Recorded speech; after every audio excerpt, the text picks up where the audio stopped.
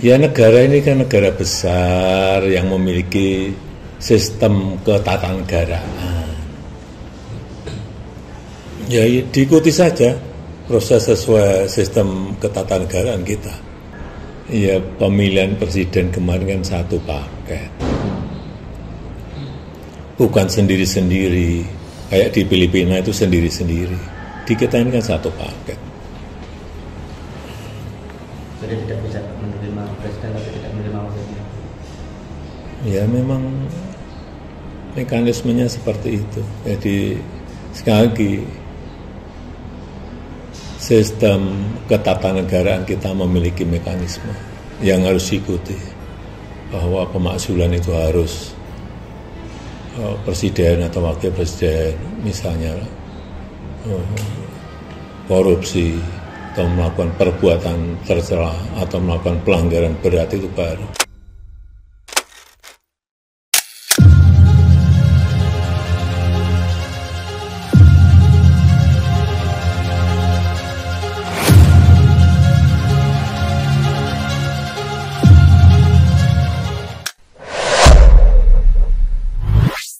Bismillahirrahmanirrahim. Assalamualaikum warahmatullahi wabarakatuh. Pemirsa Masumi TV, Ahmad Yani Channel, dan Matra 64. Sore hari ini kita jumpa lagi untuk suatu diskusi yang sangat menarik. Ini tentang pemakzulan Gibran. Kalau misalnya kita bisa sebut sebagaimana Forum Purnawirawan Prajurit TNI yang mendesak usulan pemakzulan Gibran Raka Buming Raka yang oleh bapaknya, mantan Presiden Jokowi, mengatakan bahwa pemakzulan itu satu paket dengan Presiden. Ini luar biasa, ini pernyataan ini luar biasa, memancing atau juga mendorong orang berkomentar. Ya, ternyata benar, beberapa pakar ilmu politik dan juga pakar hukum tata negara seperti Mahfud MD menyatakan bahwa itu tidak satu paket. Beda dengan urusan pemilu, pengusulan atau pencalonan presiden dan wakil presiden satu paket. Tapi kalau soal pemakzulan itu terpisah. Nah, untuk bahas ini kita akan mendengarkan bagaimana ulasan dari Pak Ketua Umum Partai Masumi yang juga pakar hukum tata negara, Pak Dr. Ahmad Yani SIMA. Assalamualaikum. Waalaikumsalam warahmatullahi wabarakatuh. Kang Eri, memang ini menjadi rame. Iya. Rame ini memang secara resmi Purnawirawan TNI dan tokoh-tokoh ya kan, tidak hanya itu telah mengajukan surat resmi, baik itu ke lembaga DPD, Dewan Perwakilan Daerah, ke Majelis Permusyawaratan Rakyat, dan ke DPR. Dan bahkan pada beberapa waktu sudah diagendakan untuk membacakan yang namanya surat-surat masuk. Satu di antara surat masuk itu adalah surat yang diajukan Purnawirawan dan beberapa tokoh tersebut. Dan menurut saya itu hal yang lumrah. Setiap surat masuk memang dibacakan. Karena itu adalah kewajiban, ya, kewajiban Dewan Perwakilan Rakyat itu untuk menerima. Bahkan pada periodisasi saya itu, kita membuka Komisi 3 itu karena banyak laporan-laporan masyarakat. Biasanya mekanismenya itu melalui birokratif, ya, birokrasi ke sekjen ke pimpinan, dan itu akan memakan waktu. Nah, kita pada waktu itu meresponsif. Setiap ada yang demo di depan DPR atau yang datang, maka kita terima. Nah, oleh karena itu mekanismenya pada waktu itu, kalau ada pimpinan Komisi 3, maka pimpinan. Kalau tidak, maka di antara anggota-anggota itu yang menerima. Bahkan saya itu beberapa kali ya kan menerima dan bahkan ikut keluar menemui para demonstran yang menyampaikan aspirasinya. Dan itulah hakikatnya memang anggota dewan. Anggota dewan itu adalah dia perwakilan rakyat. Namanya Dewan Perwakilan Rakyat. Betul. Artinya dia adalah wakilnya rakyat. Yang berdaulat penuh itu adalah rakyat. Anggota dewan ini adalah wakilnya rakyat. Jadi menjadi aneh kalau anggota dewan tidak menyerap aspirasi. Bahkan diberikan biaya oleh negara. Pak Eri, negara itu membiayai anggota dewan untuk menyerap aspirasi. Itulah yang pada waktu reses. Itulah mereka turun ke dapil, ke masing-masing. Nah, ini nggak perlu turun lagi, orang datang, ya gitu, seperti itu, rakyat datang. Nah, jadi itu diatur oleh konstitusi kita, Kang Eri. Nah, menyangkut masalah ini tentang Gibran, yang terus direspon oleh Mr. Jokowi. Ya kan dia mencoba kalau orang naik kapal, terus kapalnya karam, ya kan, apa namanya, untuk menyelamatkan diri, apa aja yang bisa ditangkap, ya kan, nggak ada kayu, apa pelampung yang bisa diraih, yang bisa diraih, kaki orang, semuanya, supaya dia tidak tenggelam sendiri.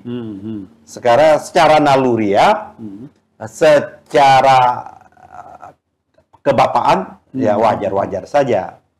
Persoalannya, apakah secara konstitusional kita, berdasarkan konstitusi kita, seperti itu. Kenapa? Karena yang ngomong ini adalah Jokowi. Yang ngomong ini mantan presiden. Ya, jadi apapun kualifikasi keilmuannya, pemahamannya, atau kepintarannya, atau sebaliknya kedunguannya, seperti apa yang dikemukakan, kan itu kan ada pintar pasti ada dungu, harus seimbang, kan? Ada imbang. Baik kepintarannya ataupun kedunguannya, dia harus memahami, karena dia pernah menjadi orang nomor 1, bukan hanya pernah menjadi panglima tertinggi dari 3 matra, ya, matra angkatan laut, angkatan udara, dan angkatan darat. Nah, menurut saya agak memprihatinkan pernyataan itu. Oh, artinya itu nggak tepat gitu ya?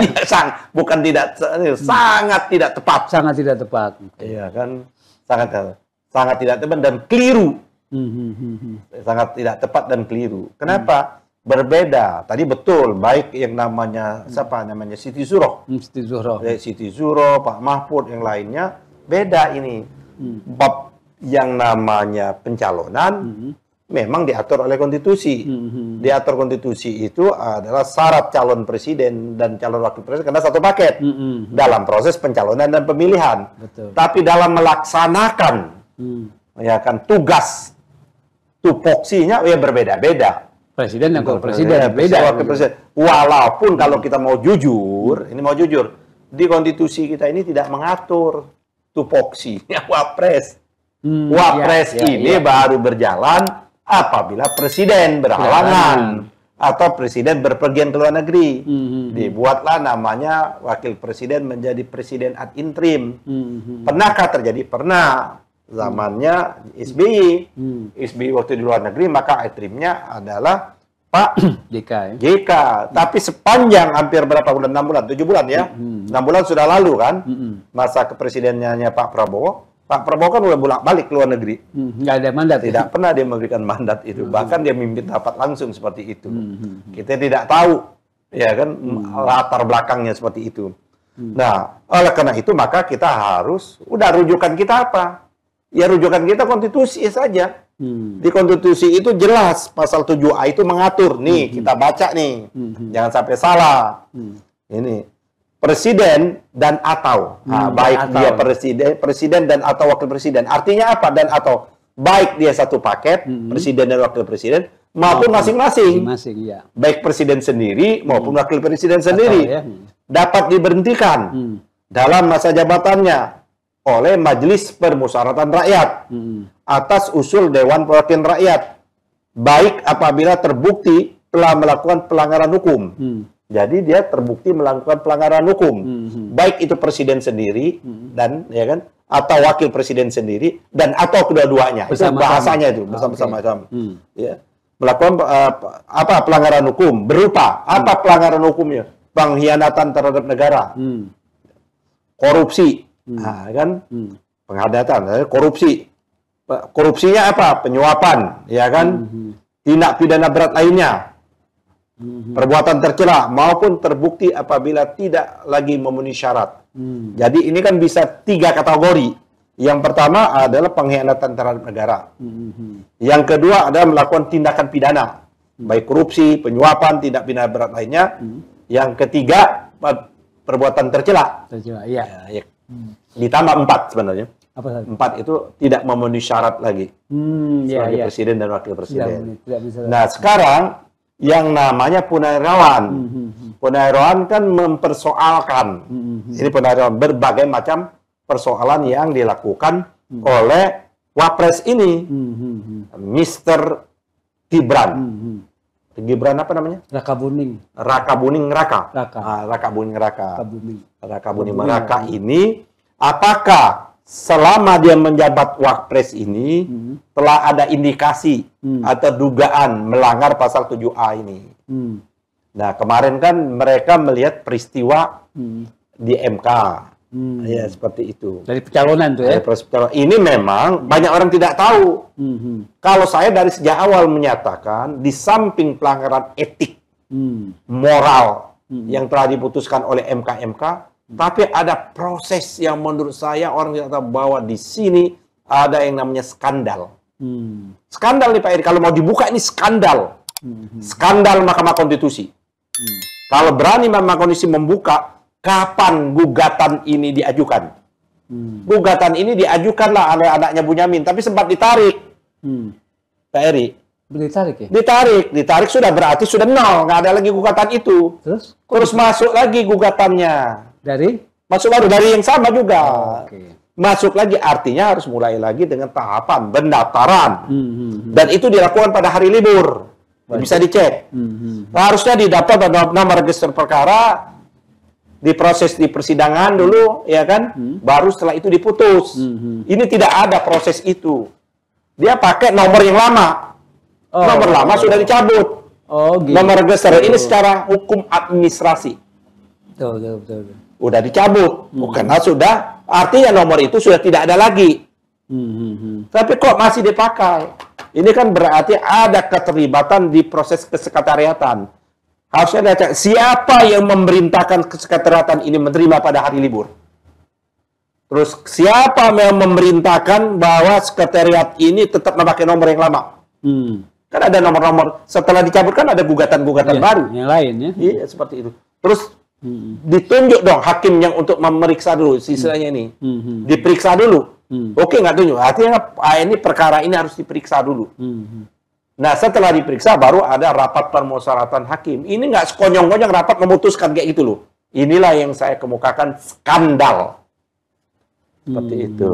Itulah yang menurut Saldi Isra ada bahasa yang lupa. Saldi Isra itu sekelibat. Sekelibat itu kan apa? Yang ini apa? Ini apa sekelibat itu? Sekali gitu ya. Ya, itu yang di dalam tulisannya Saldi Isra pada waktu dia membuat DO distinct opinion itu. Itu satu ya, malah dan juga bisa kok sekonyong-konyong diputuskan yang menang itu yang 3 orang. Padahal komposisi hakim itu 5 dan tidak bulat. Seperti itu. Ada yang menyatakan 3. Dia itu syaratnya itu adalah boleh, ya kan? Boleh apabila dia telah tidak 40 tahun. Tapi boleh kalau telah pernah menjabat gubernur atau wakil gubernur. Pengalaman.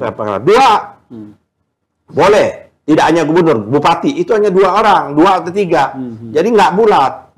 Jadi kalau dari segi komposisi, tidak memenuhi kualifikasi.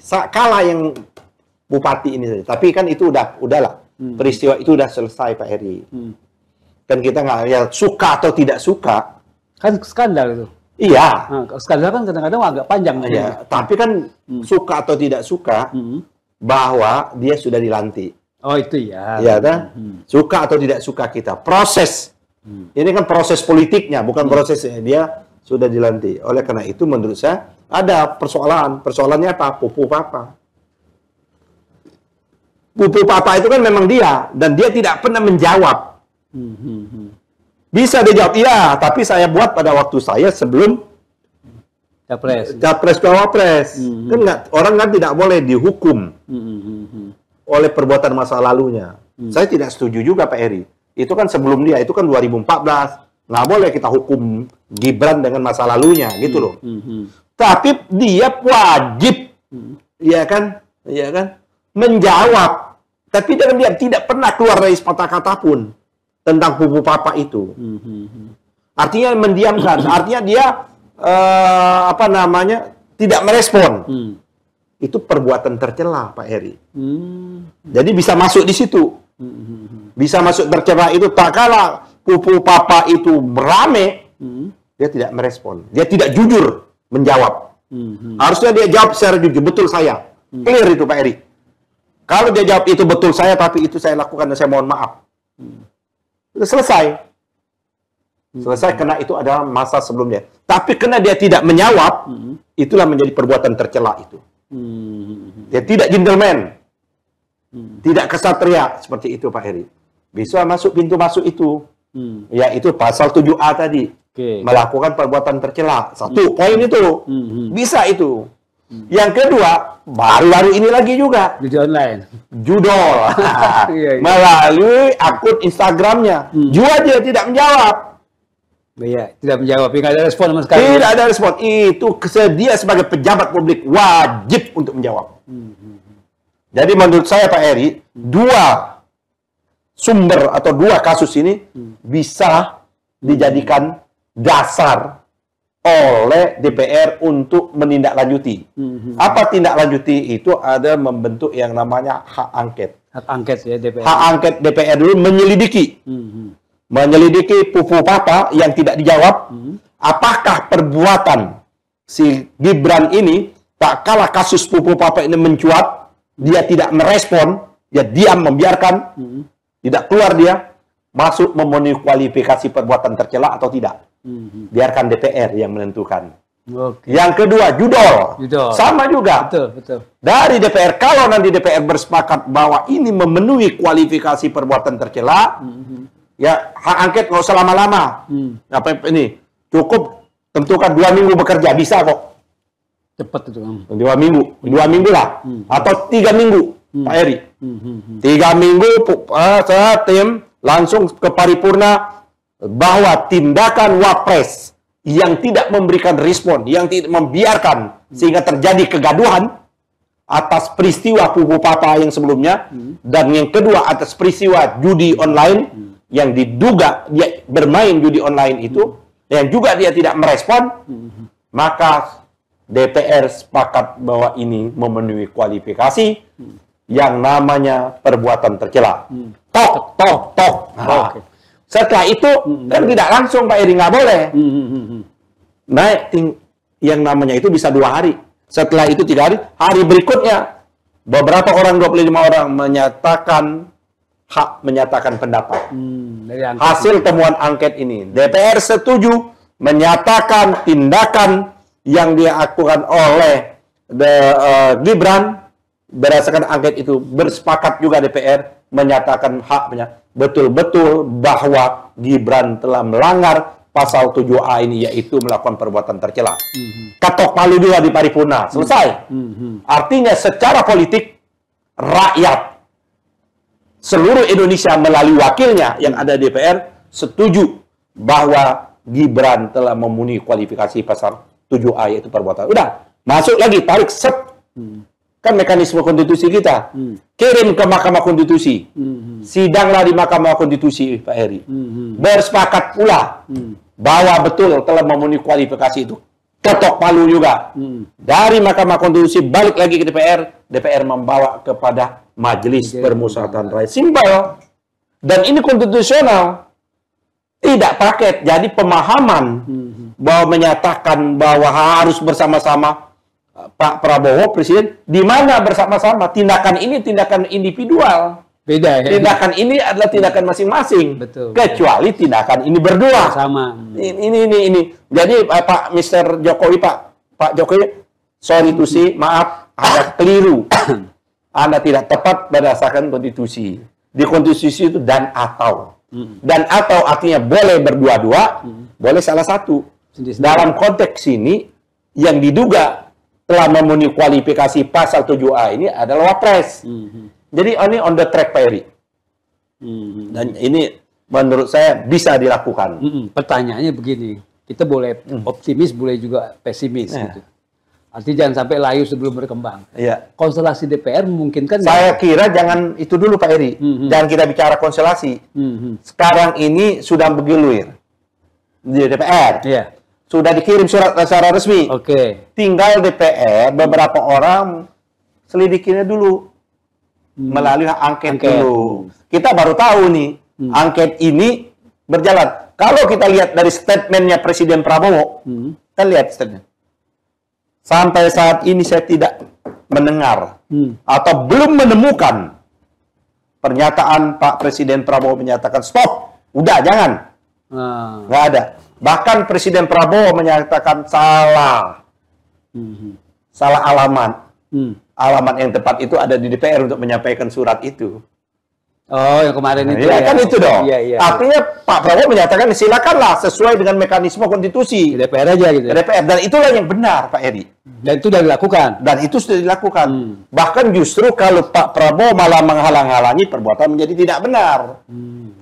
Menurut saya udah proporsional. Udah proporsional, sudah pada tempatnya. Presiden Prabowo menyatakan kalian salah kamar. Kamarnya ada di DPR sesuai dengan pasal 7A tadi, Pak Eri. Jadi udah kita lihat aja. Ini kan biarkan bergulir. Iya. Seperti itu. Artinya kalau Presiden Prabowo seperti itu, konstelasi kelihatannya memang mengarahkan ke... kita nggak usah berasumsi. Kita nggak usah berasumsi. Kawan-kawan DPR, saya kira, ya kan, dia mewakili seluruh Indonesia. Pertanyaannya, sepakat nggak DPR itu perbuatan tercela?